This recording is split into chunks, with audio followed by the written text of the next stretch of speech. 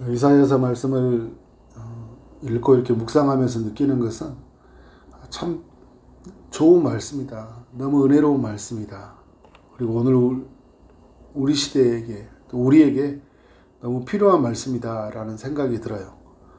BC 6세기를 살아가는 바벨론에 포로되어 있는 그 유다 백성들에게도 너무 좋은 말씀, 너무 또 필요한 말씀이잖아요.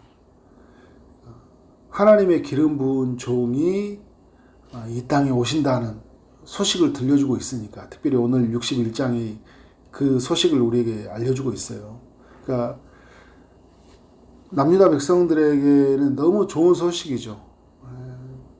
그러한 종이 우리를 이 포로된 삶에서 이끌어서 자유의 세계로 들어가게 해줄 수 있으니까 얼마나 좋은 소식이겠습니까? 오늘 또 우리에게도 좋은 소식이에요. 또 온 인류에게도 너무 좋은 소식이죠. 1절에 보니까 주 여호와 영이 내게 내리셨으니, 내게는 누구를 의미할까요?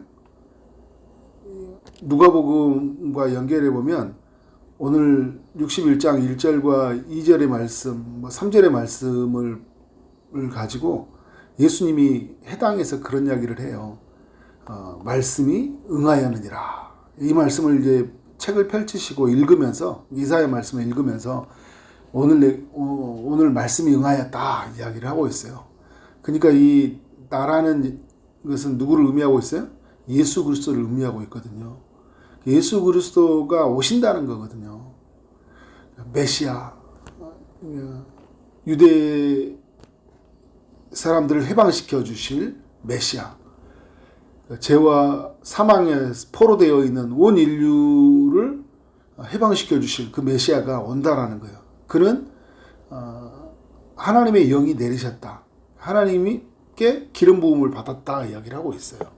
구약에는 왕, 선지자, 제사장이 하나님께 기름 부음을 받았는데, 그래서 히브리어로 이 기름 부은 자가 이제 메시아라고 이야기를 해요.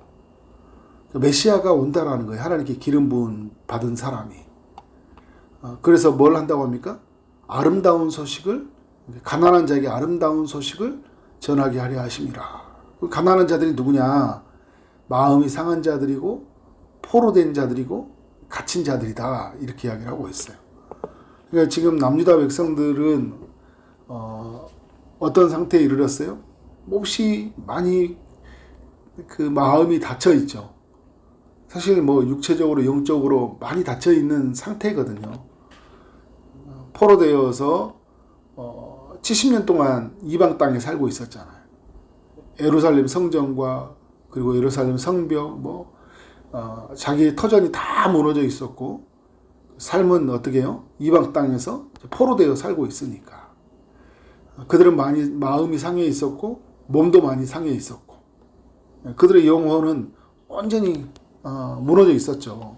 그런데 하나님이 기름 부은 종을 보내셔서 고치시겠다 이야기를 하고 있어요.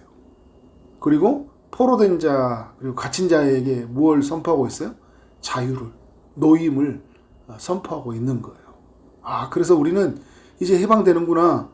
이제 우리의 삶은 이제 자유의 세계가 찾아오는구나. 이제 우리는 고국으로 돌아가는구나. 이제 그런 메시지를 이제 들려주고 있는 거죠. 여호와의 은혜의 해와 우리 하나님의 보복의 날을 선포하며, 어제도 제가 그 말씀을 나눌 때 애굽은 어떻게 해요? 흑암의 상태에 있지만 이스라엘은 빛의 상태에 있었다고 하잖아요. 그러니까 바벨론도 마찬가지거든요. 바벨론과 열방은 또 어떤 상태에 있었냐면 빛을 모지 못한 캄캄한 흑암의 상태예요. 그런데 하나님이 구원하신 백성들에게는 빛이 비춰준다고 이야기를 하거든요. 오늘은 이제 2절에서 말씀이 은혜와 보복의 날, 이런 표현을 쓰고 있어요.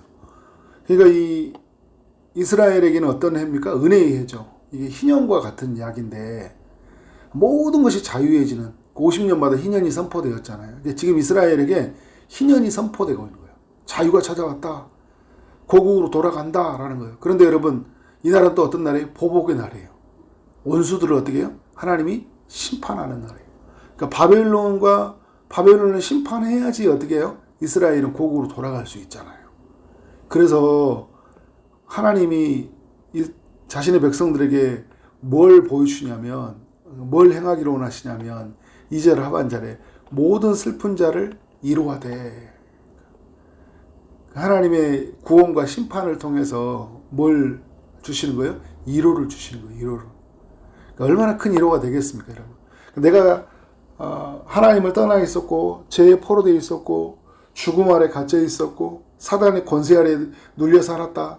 이것이 나에게 처절한 고통이고 아픔이고 슬픔이고 나에게 너무나 큰 고통이었다. 그런데 예수님을 만나면서 내가 이 모든 것으로부터 해방됐다 했을 때 주는 그 하나님의 주시는 첫 감정이 뭐냐면 위로예요. 위로. 3절에서 이런 이야기를 해요. 그 위로가 어떤 위로일 때 말할 때 무릇 시온에서 슬퍼하는 자에게 화관을 주어 그 죄를 대신한다. 죄를 쓰고 있는 사람처럼 다 잃었잖아요. 그런데 화관을 준대요. 그래서 그 기쁨의 기름으로 그 슬픔을 대신한다. 슬픔의 상태에 있는데 기쁨으로 바뀐 것이고, 그리고 찬송의 옷으로 그 근심을 대신한다. 근심이 찬송으로, 그죠? 또 의의 나무 곧 여호와의 심으신 그 영광을 나타낼 자라 일컬음을 받게 하려 하심이라. 3절의 말씀을 보면 어떤 거예요? 모든 것이 반전되어진다라는 거예요. 그러니까 슬픔이 기쁨으로, 그죠? 그리고 이 찬송으로, 그리고 근심이 찬송으로 되고, 그리고 이제 어떤 상태예요? 전에는 우리가 죄에 가득해서 죄의 열매를 맺은 사람인데 이제는 의의 열매를 맺는 사람이 되었고, 그리고 그 영광을 나타낼 자가 되었다라는 거예요. 전에는 죄 아래에서 벌을 받는 사람이었는데 이제 어떻게 해요? 하나님의 영광을 드러내는 그런 삶으로 바뀌어지는 거예요. 그래서 여러분, 주님을 만나는 사람은요, 모든 것이 바뀌어진 삶이에요. 모든 것으로부터 반전을 이루어요. 역전이 되어지는 거예요. 그래서 오늘 우리에게 주님이 임하신 건 너무 중요해요. 우리의 삶을 어떻게 송두리째 바꿔버리기 때문이에요. 자, 4절에서 이런 이야기를 해요. 그들은 오래 항폐하였던 것을 다시 쌓을 것이며, 자, 오래 항폐하였던 게 그 남유다 백성들은 어떤 겁니까? 자기의 고국에서 있었던 뭐 성전, 성벽들이잖아요. 그죠? 옛부터 무너진 곳들을 다시 일으킬 것이며, 항폐한 성, 곧 대대로 무너져 있던 것들을 중수할 것이다. 그러니까 오래 전부터 무너져 있던 것들을 중수한다, 이런 표현을 쓰고 있어요. 그러니까 지금 성전, 그다음 성벽 이런 것도 무너져 있었지만 좀 더 깊이 들어가 보면 예배도 무너져 있었고, 그리고 어떻게 할까요?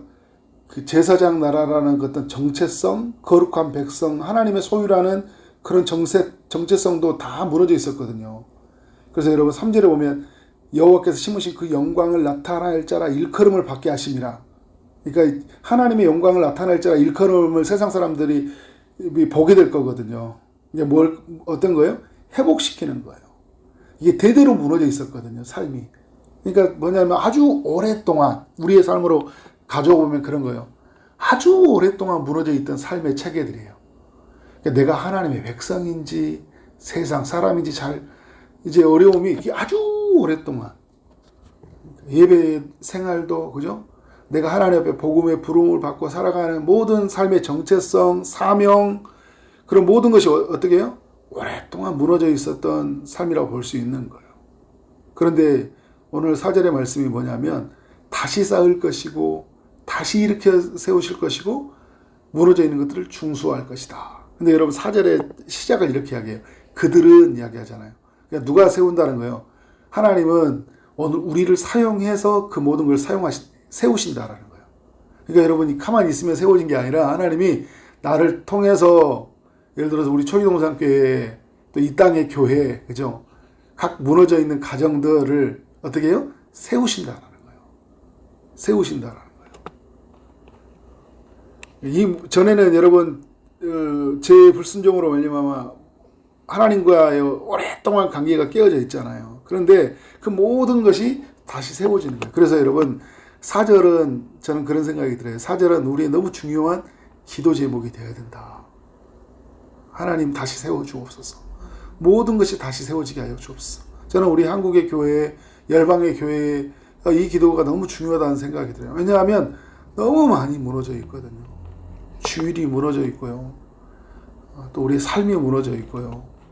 그리스도인이라는 그 정체성이 무너져 있고요. 기도가 무너져 있고요. 가정이 무너져 있어요.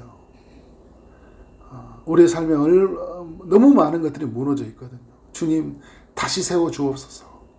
다시 우리를 이렇게 세워 주옵소서. 다시 중수하여 주옵소서.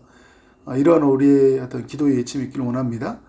5절에 이렇게 보면 이제 모든 것이 이렇게 반전되고 또 하나님의 그 회복으로 말미암아 축복이 이루어질 것이라는 것을 우리에게 보여주고 있어요.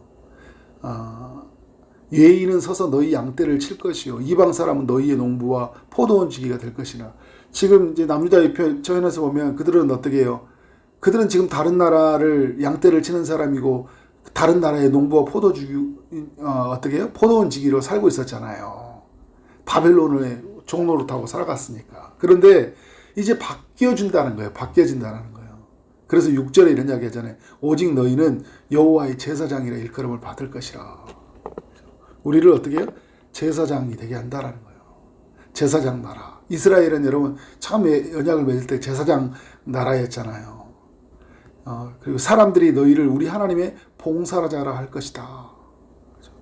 너희가 이방 나라의 재물을 먹으며 그들의 영광을 얻어 자랑할 것이니라 이야기하고 있어요. 7절에 너희의 수치 대신에 보상을 배나 얻으며. 그러니까 그 3절에서도 보면 대신하여 기쁨으로, 대신하여 찬송으로, 대신하여 영광으로 말하는데 7절에도 어떻게 해요? 대신하여서 보상을 배나 받을 것이다. 그러니까 지금 잃었던 것들이 있죠. 우리가 잃었던 것들을 하나님을 만남으로 말미암아 어떻게 하는 거예요? 배나 받은 거예요. 그러니까 우리가 살면서 복음 때문에, 그리스도 때문에, 말씀의 원리를 살아가는 것 때문에 잃어버린 것들이 있죠. 근데 하나님 우리에게 말씀하시는 거예요. 배나 어떻게 해요? 보상을 받을 것이다. 그러니까 하나님이 보상해 주는 거예요. 우리 꼭 알아야 돼요, 여러분. 우리가 우리의 삶을 뭔가 이렇게 반전하려고요. 우리 힘으로 우리의 술수를 쓰잖아요. 다 잃어요, 다. 그런데 어떻게 해요? 우리가 말씀 앞에 서 있고 이 땅에 구원자로 오신 우리 주님의 인도를 받으면 어떻게 해요? 배나 받는다는 거죠. 그래서 마지막에 그리하여 그들의 땅에서 갑절이나 얻고 어떻게 해요? 영원한 기쁨이 있으리라. 그러니까 잃었던 것들을 다시 얻어지는 것들도 있지만 중요한 게 뭐냐면 우리가 또다시 그런 아픔들, 그런 수치들을 당하잖아요. 그런데 주님이 이렇게 말해요. 영원한 기쁨이 있을 것이다. 왜냐하면 8절에 이제 이야기할 때 이 모든 일을 말하면서 마지막에 하나님이 영원한 언약을 맺을 것이다 이야기하고 있거든요. 근데 여러분 이전에는 우리 인간을 대표해서 모세가 언약을 맺었잖아요. 하나님과. 근데 이 언약은 인간이 지킬 수가 없었어요. 그런데 여러분 이제는 1절에서 기름 부은 종이 하나님과 언약을 맺어서요. 이 언약이 어떻게 영원히 깨지지 않는 거예요. 예수님이 어떻게 해요? 그 언약을 신실하게 다 이행하셨기 때문에. 그래서 우리에게 영원한 언약이 되어진 거예요. 그래서 어떻게 해요? 9절에서 말할 때 이제 하반절에 보면 그들은 여호와께 복받은 자손이라 인정되리라. 그러니까 모든 자손들, 다 모든 우리 그 후손들이 있죠. 이들이 영원히 여호와께 복받은 자손이 되는 거예요. 왜? 그 기름 부은 종이 이 땅에 오신 메시아가 하나님과 영원한 언약을 맺었기 때문에. 그래서 여러분 우리는 어떻게 해요? 영원히 복받는 사람들이 된다는 거예요. 10절도 이야기할 때 그가 구원의 옷을 내게 입히시다. 공의의 겉옷을 내게 더하시며 신랑이 사모를 쓰며 신부가 자기 보석으로 담장같이 함께 하셨습니다. 영원히 하나님이 신랑이 되고 우리가 신부가 되는, 그죠? 이것이 어떻게 옷으로 입혀졌다라는 거예요. 신부의 옷으로 어떻게 해요? 입혀진 거예요. 하나님의 그 의로우신 옷으로 입혀진 거예요. 그러니까 우리는 다시 더러운 자가 되지 않고 어떻게 해요? 다시 이제 그 신랑에게 쫓겨나지 않는 하나님께 영원히 단장된 신부로 살아가는 기쁨을 누리게 하신다는 거예요. 이게 하나님의 이게 회복의 프로젝트이고 이게 소식인 거예요. 이 소식이 어떻게 해요? 남유다 백성들에게 전해지니까 얼마나 그 기쁜 일입니까? 그런데 오늘 우리에게 기쁜 일이 뭐예요? 이 소식이 우리에게 들려졌고 이것이 오늘 우리에게 믿어졌고 그래서 어떻게 되는 거예요? 우리는 이 소식으로 사는 자들이 되었다라는 거예요. 오늘 강복절인 날인데 우리가 일제강점기로부터 온전한 자유가 임했던 날이잖아요. 오늘 그보다 더 큰 기쁨이 뭔지 하면요. 우리가 예수를 구주로 만났다는 거예요. 모든 죄로부터 죽음으로부터 그죠? 사단의 권세로부터 해방이 되어지고 그리고 오늘 우리 모든 것을 하나님이 바꾸어 주시고 대신하여 우리에게 새로운 것으로 주시고 너무나 큰 축복을 주셨는데 이 축복이 우리 가운데 어떻게 영원히 이어진다라는 거예요. 이 소식을 아는 사람들은 지금 눈에 보이는 것들 앞에 어떻게 해요? 좌절하고 뭐 그것 때문에 없는 것 때문에 낭망하는 것이 아니라 이 모든 것을 주시는 하나님으로 말미암아 어떻게 하는 거예요? 기뻐하는 거예요. 그래서 오늘 여러분 단어를 보면 뭐 이로, 기쁨 이런 단어들을 계속 쓰고 있잖아요. 찬송 10절에서 이렇게 말할 때 크게 기뻐한다 내가 여호와로 말미암아. 11절에서도 마지막에 이야기하잖아요. 여호와께서 공유와 찬송을 모든 나라 앞에 솟아나게 하리라.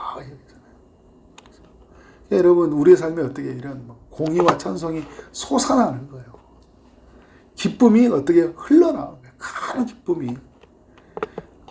우리의 모든 슬픔이 사라지고 근심이 사라지는 시대를 누리게 되는 거예요. 여러분 그래서 예수 믿는 건요. 이런 거예요. 이런 거. 예수 믿는 거는. 근데 우리가 예수 믿으면서 너무 예수님과 상관없이 살고 자기 의로 살다 보니까 우리 힘으로 살다 보니까 이런 기쁨을 누리는 것지 못하고 그죠? 죄가 주는 열매 속에서 얼마나 좌절하고 낭망하고 살아가는지 몰라요. 이 은혜를 오늘 또 온전히 누려가는 삶이 되어지기를 주님으로 축원합니다. 네, 기도하겠습니다. 하나님 감사합니다. 이사야서 61장의 말씀을 우리 모두에게 교훈하시니 감사합니다. 우리에게 성령으로 기름 부음 받은 종, 또 우리 메시아가 오셨다는 사실이 얼마나 감사하고 영광스러운지를 알고 오늘도 기쁨으로 감사로 또 찬송으로 살아갈 수 있도록 역사하여 주옵소서. 오늘 황폐해졌던 것들, 무너졌던 것들을 또 대대로 오랫동안 무너져 있던 것들을 다시 하나님 앞에 쌓아가고 또 우리의 기도와 우리 말씀의 순종을 통해서 하나님의 살아계심이 모든 것을 다시 일으켜 세우시는 그 하나님의 은혜 역사를 우리가 보게 하여 주옵소서. 예수 그리스도 이름으로 기도를 싸움나이다. 아멘.